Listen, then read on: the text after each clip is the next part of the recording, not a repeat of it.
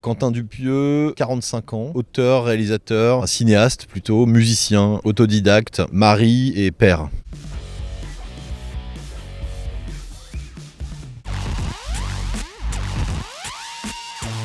On me le ressort souvent ce truc, comme si j'avais dit que mon envie c'était de faire de l'inécoutable, parce qu'en fait moi ma musique je l'adore, j'ai pas envie d'emmerder le monde. C'est pareil avec mes films, je donne le meilleur de moi-même pour faire des petits machins qui me paraissent agréables et divertissants. Arrêtez de vous reproduire.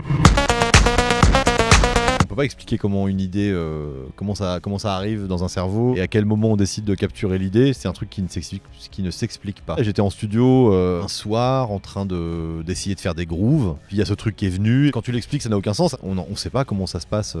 C'est vraiment étonnant le fonctionnement du cerveau créatif. Il y a tout un tas de trucs comme ça qui se passent, qui sont de l'ordre de l'imprévisible et de l'inexplicable. Et c'est génial.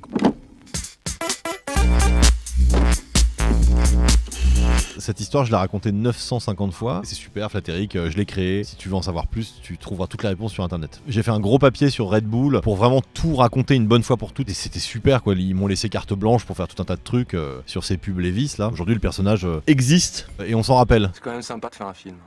Ouais.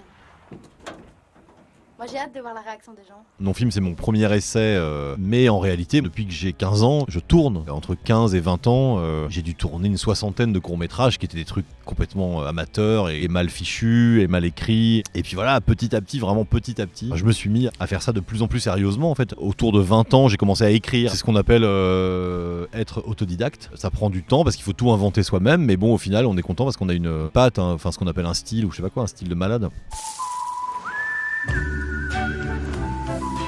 Je sortais de mon premier film qui s'appelait Steak. Déjà, c'était un échec. Et en plus, c'était un film qui ne pouvait pas exister en dehors des pays francophones. À l'époque, donc quand j'ai fait Steak en 2007, je crois, un film français qui ne marchait pas en France n'avait aucune chance de voyager. Je pense que Rebirth, il y avait cette envie de faire un truc international. Et effectivement, ça a plutôt bien fonctionné puisqu'on est venu ici à Cannes à la semaine de la critique. Et le film est sorti dans plusieurs pays. Voilà, l'anglais a eu du bon. J'ai été contacté par Marilyn Manson, qui était fan de Rubber. Que Marilyn Manson est un grand cinéphile. Il m'a contacté, moi j'ai cru que c'était un faux Marilyn Manson. On a un peu dialogué comme ça. Il m'a envoyé quelques trucs un tout petit peu gênants, des trucs un peu porno. Un jour je me suis décidé à le rencontrer. Il m'a fait penser à un gamin et je trouvais ça super. J'insiste sur ce truc de gamin, c'est parce qu'en fait c'est ce qui m'a inspiré son personnage dans Wrong Cops. C'est que j'en ai fait un ado un peu attardé. Tu n'as pas un Marilyn Manson qui te contacte tous les jours. Non, je suis tout seul.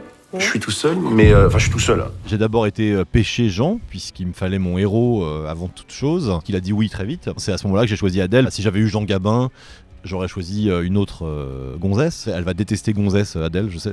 Je fais exprès. Ça me plaisait beaucoup de les voir les deux ensemble. En fait, voilà. Donc j'ai choisi Adèle parce que je suis un grand fan. Je trouve qu'elle est très forte pour incarner tout un tas de trucs. Et j'avais très envie de la voir dans ce film face à Jean. Sens critique, bon courage.